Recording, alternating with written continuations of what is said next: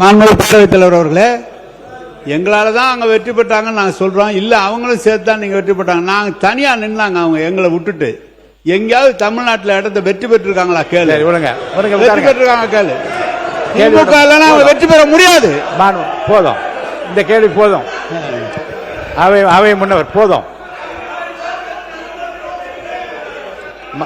மாண்பு உறுப்பினர்கள் இது போதும் என்று நினைக்கிறேன். அவை முன்னவர் மாண்பு பேரவைத் தலைவர் அவர்கள், அவை முன்னவர் விவாதம் மானிய கோரியை விட்டு பேச வேண்டிய நேரத்தை மாறி மாறி அரசியல் பேசிக் கொண்டிருக்கிறோம்.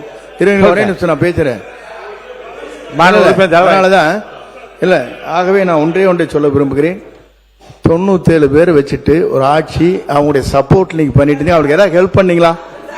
2006 அந்த கட்சியை உங்களோட இருந்து இணைந்து அவர் சப்போர்ட் செய்தார்களே, அவர்களுக்காக அமைச்சரவை இடம் பெற்றிருக்கிறது, இன்றைக்கு கொடுக்கப்பட்டிருக்கிறது. அதை நீங்க கொடுத்தீங்களா? முதல்ல திமுக தனியா நின்று ஜெயிச்சிருக்கா? இல்ல, திமுக தனியா நின்று ஜெயிச்சிருக்கா? ஒரு தேர்தலையாவது திமுக தனித்து நின்று வெற்றி பெற்றிருக்கிறதா சொல்லுங்க. அப்புறமா நாங்க மாண்பு உறுப்பினர் கே நேரு அவர்கள் இந்த பதில். மாண்பு பேரவைத் தலைவர் அவர்களே, என்ன சப்போர்ட் பண்ணலான்னு, என்ன ஹெல்ப் பண்ணீங்களான்னு மத்தியில முதல் பிரதமர்னு சொன்னது திமுக சொன்னார். மத்திய அரசு அமைப்பதற்கு ஆதரவாக இருந்தது திமுக. 2 முறை ஆதரவாக இருந்தது திமுக. என்ன சப்போர்ட் பண்ண? நாங்க சப்போர்ட் பண்ண. இவங்க மட்டும் 26 பேர் சார் சொல்றேன், நான் சொல்லிடுறேன். 26 பேர் இல்ல, பாமகவை சேர்ந்த 21 பேர், 22 பேர் அன்னைக்கு இருந்தாங்க. பாமகவை சேர்ந்த 22 பேர் இருந்தாங்க. எனவே இவங்க ஆதரவு மட்டுமல்ல, பாமக ஆதரவு எங்களுக்கு இருந்தது. எங்களுடைய ஆதரவுல மத்திய அரசு அமைச்சிட்டு இவங்க எங்களுக்கு ஹெல்ப் பண்ணாங்களான்னு கேட்கிறார். ரொம்ப நீங்க மாண்பு உறுப்பினர் கே பி அன்பழகன் விவாதத்தை தொடங்கலாம். மாண்பு உறுப்பினர் கே பி அன்பழகன் விவாதத்தை தொடங்கலாம். இல்ல இல்ல இல்ல, I mean, I don't allow anyone to speak now. Only KP Anbazhagan. மாண்புமிகு பேரவைத் தலைவர் அவர்களே, மாண்பு அவை முன்னவர் பேசிடுங்க. போதும், இதோட கடைசியை இறுதியா முடிச்சுக்கலாம். பேசுங்க. மாண்பு பேரவைத் தலைவர் அவர்களே, மாண்பு முன்னாள் அமைச்சர் அவர்கள் பேசுகிற போது 11 அமைச்சர் வாங்கிட்டு தான் நீங்க இதை பண்ணீங்க. நல்லா தெரியும். நாடு 11 அமைச்சர் அங்கே இடம்பெற்றீர்கள், அது மறந்துவிடக் கூடாது. இந்த டாபிக் இதோட மாண்பு உறுப்பினர் தாரகை பட் நீங்க ஒரு நிமிஷம் மட்டும் சொல்லி முடிங்க.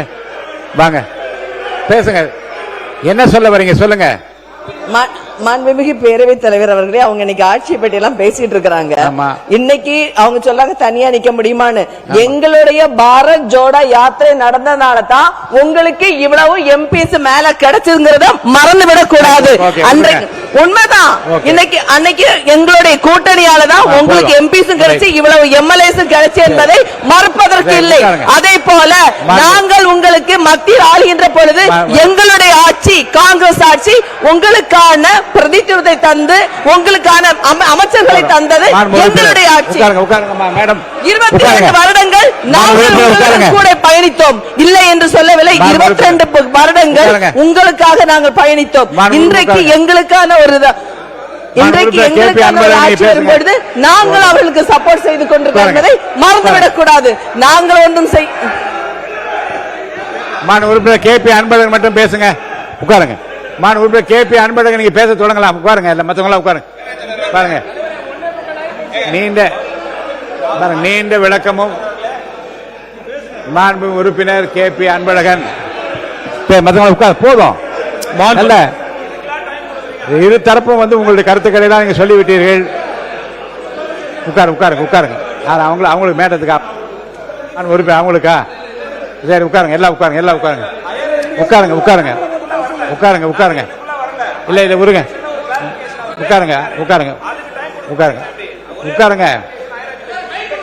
மாண்புமிகு பேரவைத் தலைவர் அவர்களே, சட்டமன்ற காங்கிரஸ் கட்சி தலைவர் அவங்க உறுப்பினருக்கு வாய்ப்பளித்த ஒரே நிமிஷம் மட்டும் பதில் சொல்லிட்டு உறுப்பினர் அன்பழகன் மட்டும் தான் பேசுவார். உட்காருங்க, சொல்லுங்க.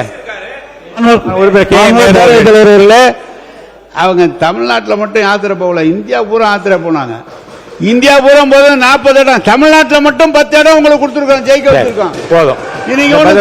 போதும். தமிழ்நாட்டில் மட்டும் நீங்க பெற்றது கூட ஊரு பூரா 2 இடம் பெற்ற கூட 10 இடம் கொடுத்தது காங்கிரஸுக்கு. நாங்க அதை பார்த்து மாண்பு உறுப்பினர் கேபி அன்பழகன் பேசலாம். நீங்க இனி யாரையும் அனுமதிக்க முடியாது. மாண்பு உறுப்பினர் கேபி அன்பழகன் மானிய கோரிக்கை மீது நீங்க பேசலாம்.